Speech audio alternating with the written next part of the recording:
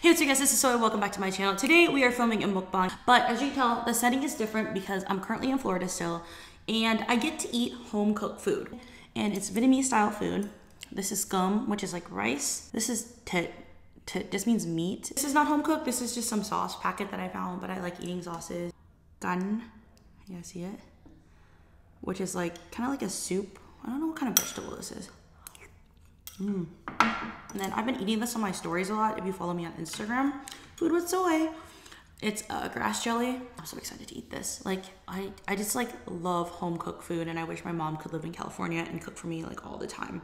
Anyways, as you always know, when I do these mukbangs or eating shows, in the description down below, I will include timestamps so you guys know what we're talking about. Today's kind of like a freestyle talk about how it's been like being away from LA and just like looking at everything from like outside of that bubble and just kind of humbling myself being home and just like everything I've kind of recognized about like people and situations and things. So I just wanted to, you know, do a little chit chat with you guys and talk about everything I've observed because I'm about to go back home, and I think this is a good like reminder for me as well.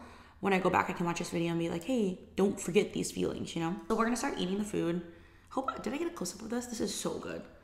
It's really, really, really simple, guys. It's like just pork, right? And then rice, but there's something about like simplicity of home-cooked food that I just love.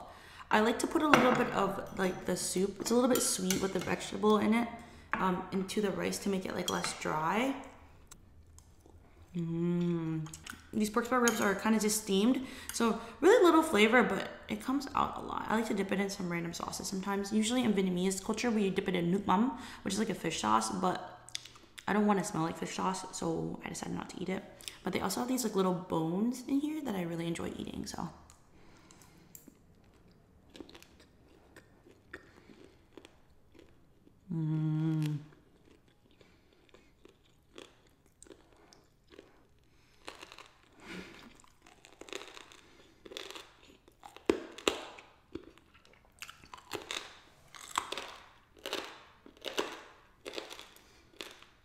I'm actually like a big fan of cartilage and bones.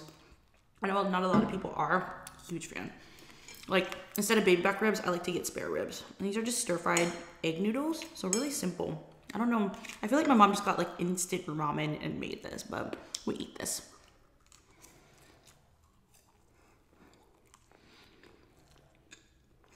I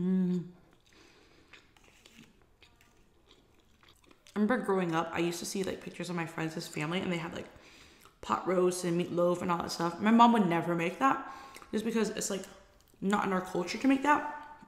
But like growing up, I was always like, I want parma. But now I'm like really happy about this home cooked food because there's just something so magical about it.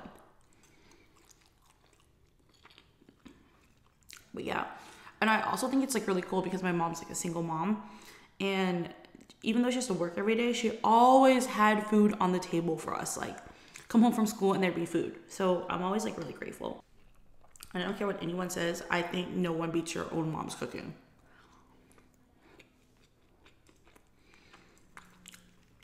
Cause like I love my grandma's cooking and stuff, but I always tell my mom like her food is better than grandma's. I don't know why.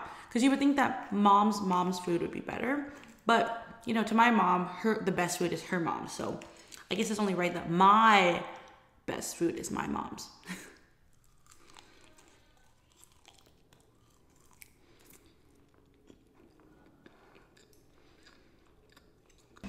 I think since you guys are watching these mukbangs very often, you can tell when I'm like really hungry because I usually eat a lot quicker. This is grass jelly, by the way. I've been eating it on my stories, but it has like cooling properties. It's a little herbal tasting. So if you're not used to that type of flavor profile, it's a little bit odd. It's kind of like gelatin, but I like it. So we're gonna go into the topic of like being away from LA, which has been really nice. Like this week vacation has been almost over, and I have to go back to LA very soon, go back to work, go back to dealing with things I don't like dealing with.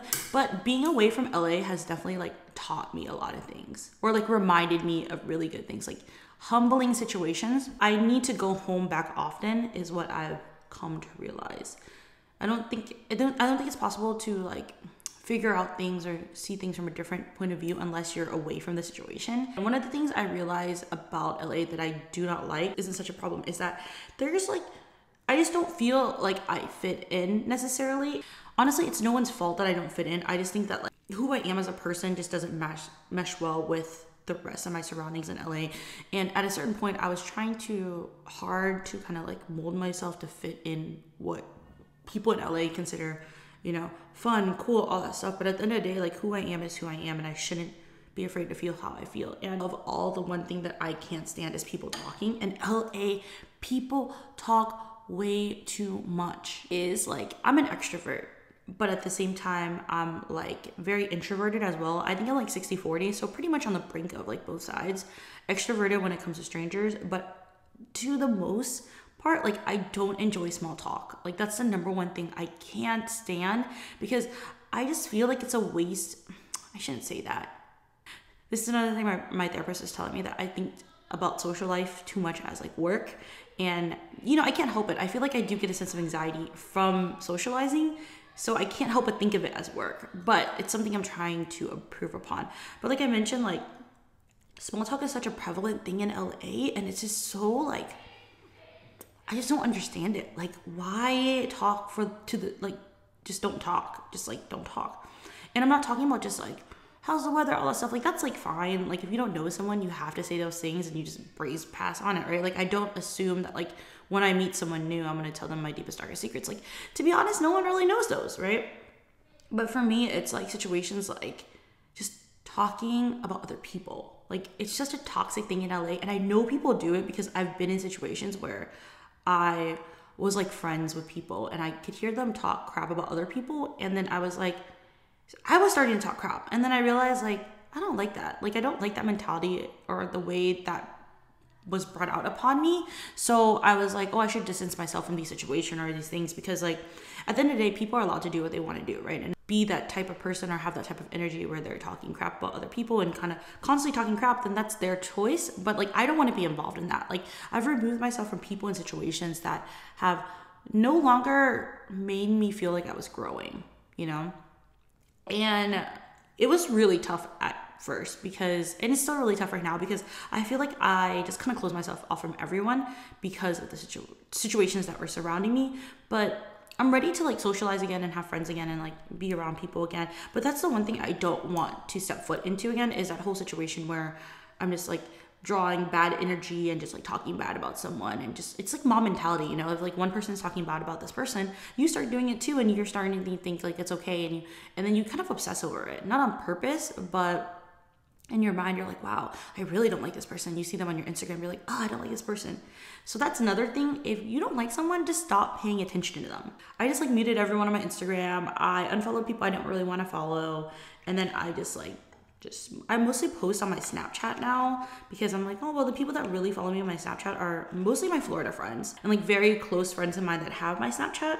Other than that, it's like a pretty private account. So I kind of like it, because people can't talk about you if they don't see what you're doing, and you don't talk shit about other people when you don't know what they're doing. So I think that's the best method to deal with like resentment towards someone, or you don't like someone, is just to kind of like leave it, you know, like don't have them in your life. Like, don't continue to like try to be friends with them, try to like them. No, that doesn't work, you know, it really doesn't. Like, you're just gonna feel that resentment, you're gonna see them, you're gonna have angry feelings, and 2019 is not about that, guys. Like, 2019 is not the year to like harbor those bad thoughts, you know?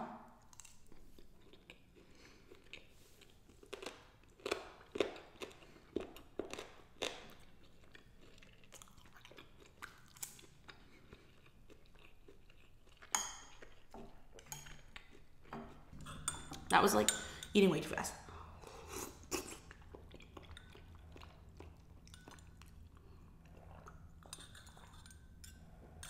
I love grass jelly. You add a little bit of sugar to it for like sweetness, and it's delicious. I'm gonna miss this food so much. But yeah, I'm like really excited for this year because of all the things that I'm like recognizing. And you know what? Like, I think I'm gonna be more honest with my feelings and how I feel in 2019. And I'm not gonna let other people's thoughts or opinions really bother me, because I feel like I did that so much for 2018, and it just turned into the situation where I felt like I wasn't myself, you know? And it wasn't like I'm faking it, but it was more like I was adjusting myself to fit everyone's needs. And I don't want to do that in 2019. I'm going to work really hard to just like be myself and work on myself. An example is like, I've been thinking about this, right? Like I was really torn down at the end of 2018 because I started feeling like I was too like wishy-washy and being almost a little bit hypocritical. And I don't like that feeling because I just don't like those type of people, like the people that are, you know, they don't do what they say, or they do the opposite, and then they have the same type of standards for other people. But then I come to realize, like, I don't have that standards with other people. Like, it's one thing to be hypocritical and say, like, oh, you shouldn't do that, and then you do it. But for me, I've come to the realization that I'm just really open-minded, right? And thank you, Sydney, for helping me realize this, because I was telling her, like, how I felt, like, a certain way, because, like, I like had this opinion and then I switched to this opinion and then I switched to that. And she's like, so wait, there's nothing wrong with you. You're just very open-minded. Like truly a lot of people say they're open-minded, but you are super open-minded. Like you just have a lot of point of views. And then if you find new information, that point of view could change at any time and you don't mind sharing that. And I was like, oh wow, she's right. Like I don't mind acknowledging when I'm wrong. And I also don't mind acknowledging when I feel like things aren't working right. And I think I was having a hard time realizing that because everyone else in LA has such strong opinions about things, you know? Like, they're just so, like, set firmly in what they believe, which I really, am impressed by. And also, I am impressed by it because I don't have that capacity. And in my mind, it's, like, something I can't do. Like, I don't envy that because I like the way I am, you know? I like the fact that my mind is always constantly thinking about other sides, you know? You know, one situation is someone told me that I already confronted this person about it, and then I just didn't really like the feeling, so I talked to them about it. But like, I really like Taylor Swift, if you guys didn't know. Like, I really like her music. I like who she is as a person, mostly because I really respect the fact that she's able to express whatever she's feeling through music.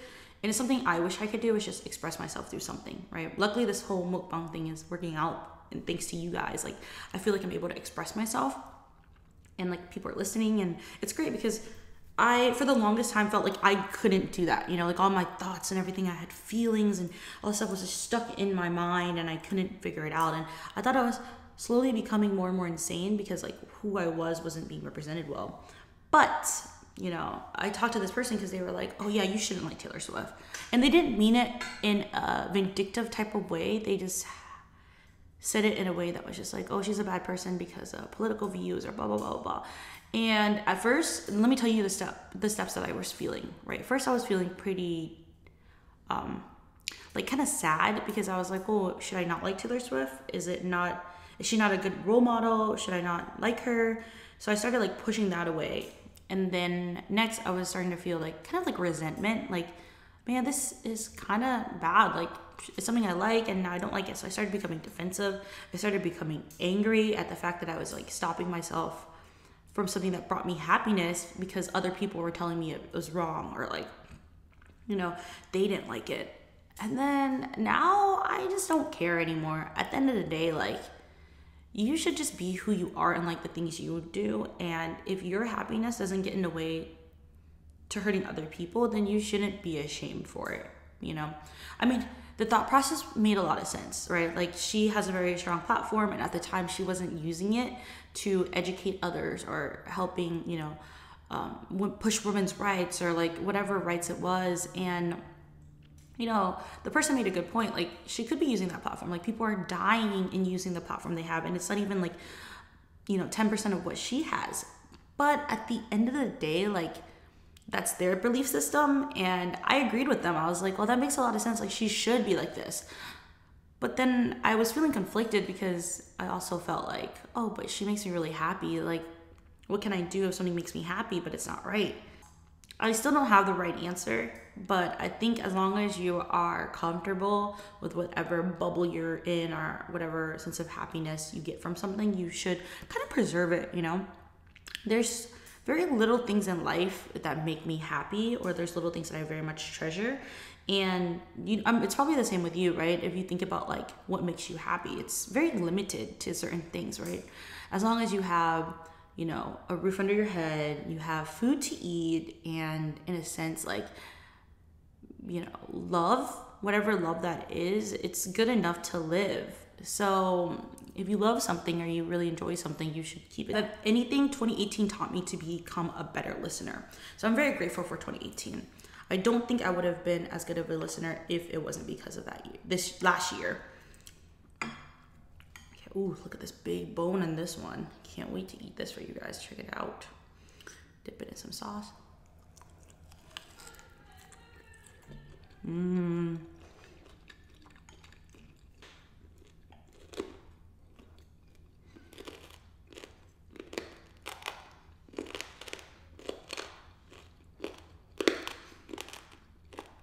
Mm.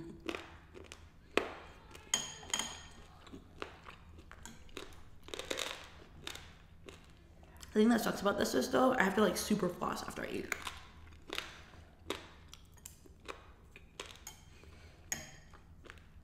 I was thinking of doing a cooking video with my mom. Someone on Instagram recommended it to me. They're like, oh my God, your mom's so cute.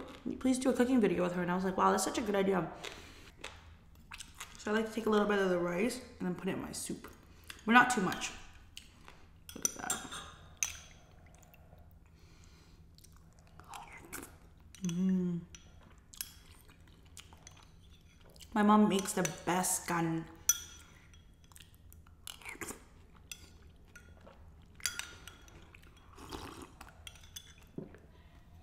So I'll eat this last piece of meat because I just wanna. Mmm.